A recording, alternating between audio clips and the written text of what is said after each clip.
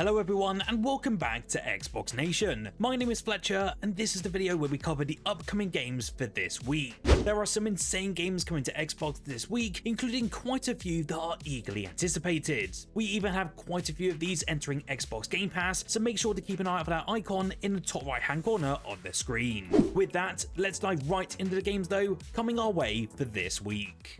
First up, we have 4 games landing as of today, and first up we have a Game Pass release called Abiotic Factor. It might be worth clearing some room on the old backlog though, as the co-op survival crafting game has been a hit on Steam since its launch into early access. It is actually set in the depths of an underground research facility and puts you in the shoes of a Gate employee who's trapped miles underground after a containment breach. This also then leads to anomalous entities, interdimensional creatures, and an arcane military faction assaulting the center. Whether you're playing this solo or with up to 5 friends, you'll be able to choose your own character's PhD, craft different gear, and then explore this massive subterranean complex. It looks bloody fantastic, and I'm keen to hear your thoughts on this one if you've had a chance to play it.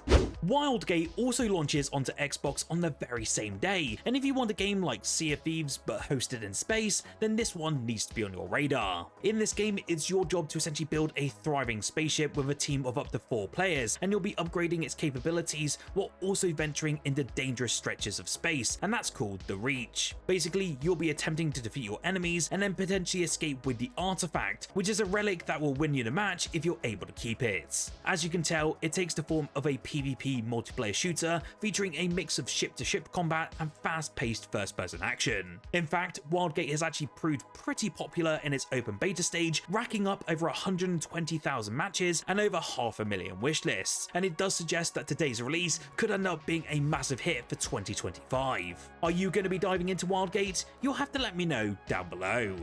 Personally, I'm actually quite looking forward to Monument Valley 3, but it's going to be unfortunately one of those games that does sit in my backlog, even though it arrives onto Xbox as of today. It has also been released from the claws of Netflix, so it's a welcome arrival for many of us console owners. To give you a rough idea though, these games basically have you guiding a character named Nor, who's a young apprentice through a world of shifting architecture and rising tides as she seeks to restore the fading light. You will sail through impossible worlds, solve different mind-bending puzzles, and then discover the secrets of Nor's journey by the end of the overall experience. The Monument Valley games have always reviewed incredibly well, and I know they're some of the best within that puzzle space right now.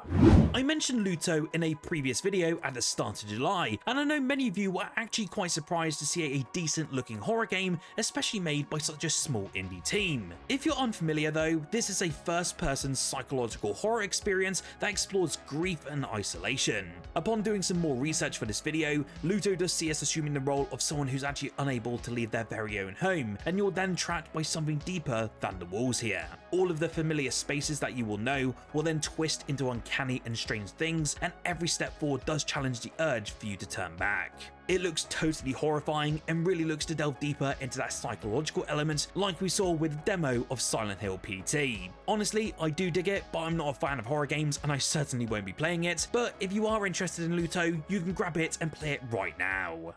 I really love an Annapurna interactive game, and we finally get our hands on Wheel World this week as of the 23rd, and I'm bloody excited. In this one, you'll take control of Kat, and she's a young cyclist with one mission: save Wheel World from total collapse. You will go around and explore a stunning open world filled with impressive vistas, hidden secrets, and then races that will test your skills. Of course, as you can probably see on screen right now, you will be able to customize your very own bike with an endless array of parts, from sleek speedsters to off-road beasts, and the devs have also said that there's no limit to how you can ride. It looks pretty good so far, and I'm kind of liking that minimalist sort of art style and the premise of the actual game itself. Like I said, Annapurna Interactive have brought us so many indie masterpieces over the past decade, and I'm expecting Wheel World to be exactly the same when it lands on the 23rd of July. One of the largest and most anticipated games for this week has to be WuChang Fallen Feathers, and it's finally landing on the 24th and also day one onto Xbox Game Pass. This is a brand new Souls-like, so if you're not a fan of this genre, I doubt you'll be persuaded by this entry. However, the awesome setting, the great boss design and combat looks pretty good so far and could turn a few heads. This one though is actually set within the period of the late Ming Dynasty and has you tackling various different enemies that have been afflicted by what's called the feathering. This turns anyone into horrifying bird-like creatures, but is also your own source of immense power. The unique mechanic of dying and then becoming more infected by this illness causes you to deal more damage, but also weaken you in terms of your own vitality. I will be reviewing this game by the end of this week, as I want to ensure I 100% the game before I give my thoughts, even though the embargo is actually tomorrow. So if you're interested in hearing my thoughts after 100%ing this game, especially as this is actually my first Souls-like, then subscribe down below. We finally got word a couple of months ago now that Killing Floor 3 has a new confirmed release date, and the upcoming Zed-slaying Xbox title is finally releasing this week. Of course, Killing Floor 3 was set to grace both of the Xbox consoles back in March earlier this year, but mixed feedback on what the sequel was actually delivering led the team to rethink its launch strategy. This was due to community feedback, including concerns about everything from design, artwork, UI, and overall animations, and Tripwire has now said that all of these areas have actually been addressed for the game's new release dates. I know some creators and press outlets have had some more hands-on now with this newer build of the game, and so far it's looking like a big step and a fantastic improvement. Will you be trying out Killing Floor 3 on release, or will you wait for some reviews before that 24th release date? Do let me know down below. Death Relives drops on Xbox this week, throwing us into a chilling first-person survival horror where an ancient Aztec god is out for blood, and you're the offering. Rather than fighting head-on though, your only real chance of survival in this game lies in hiding and fleeing, much like the nerve-wracking gameplay that we see in Amnesia or even Outlast. The game does plunge you though into brutal nightmarish worlds where staying alive means navigating some deadly rituals and then confronting forgotten deities. You will be armed of course with a mix of stealth and distinct combat mechanics, and you'll need to trap or banish these ancient forces back to the Aztec world. It seems like a really awesome looking take on this era, and it never actually gets much limelight within the gaming industry these days, but you'll have to tell me what you think of Death Relives in the comments below. Last month, I actually highlighted how 5 new games have been added to the Xbox Retro Classics collection in June, and now we finally got another 7 games that have been added to the Retro Classics this July, and we still have another week of this month to go. Xbox hasn't actually been advertising these publicly, but they're still displayed as part of the new game section in the official app. In the mix, we've got 4 Atari 2600 titles, 2 Amiga titles, and 1 DOS title. The new games that have joined the Classic Collection so far this July are Caesar, Conquest of Camelot, Gabriel Knight, Hardhead, Okie Dokie, Skateboarding, and Skeleton Plus. These are some cracking games for you to dive into, and I know Conquest of Camelot is a real cult classic. Again, these are available right now, and you can access them all as part of your Xbox Game Pass subscription.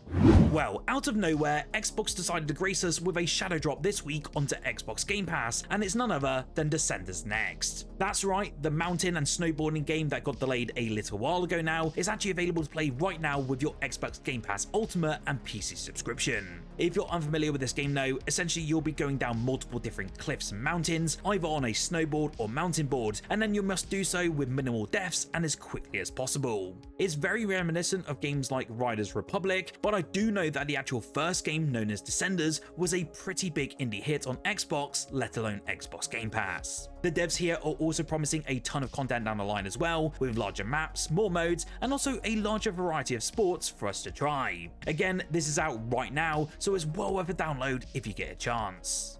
In case you missed it over the past week, the Cyberpunk 2.3 update is out now and available for all players on both the Xbox Series X and S. This is a massive patch that includes a ton of extra content, massive improvements, and so much more. I did cover the main majority of the update in yesterday's Xbox news video, so if you want to find out some more, then check out that video on screen now. In the meantime though, I do highly recommend you dive into Cyberpunk, as you won't be disappointed with the new additions that CD Projekt Red have really added. A big bit of news that dropped at the time of me making this video is for the next Battlefield. As of this afternoon, the official Battlefield account dropped us some news seemingly out of nowhere, and it's now confirmed a reveal will be taking place on the 24th of July, so this Thursday for all of you to be aware. The game is aptly called Battlefield 6, and from the small little image teaser, we've seen the New York skyline in the background, a bridge being destroyed and containing that signature Battlefield orange, and also that iconic soundtrack. I cannot wait. I will temper my expectations though, but I do fully expect a lot of gameplay to be revealed and also an open beta date to be revealed as well. So what game are you looking forward to this week, and will you be tuning in to the Battlefield announcement on Thursday? You'll have to let me know down below. Remember to like this video if you enjoyed, and also subscribe, as we're now one of the biggest Xbox communities here on YouTube, and I would love for you to join our welcoming community. Whilst you're here though, why don't you check out my most recent video on screen now, as I covered the huge Xbox updates that happened over the past week.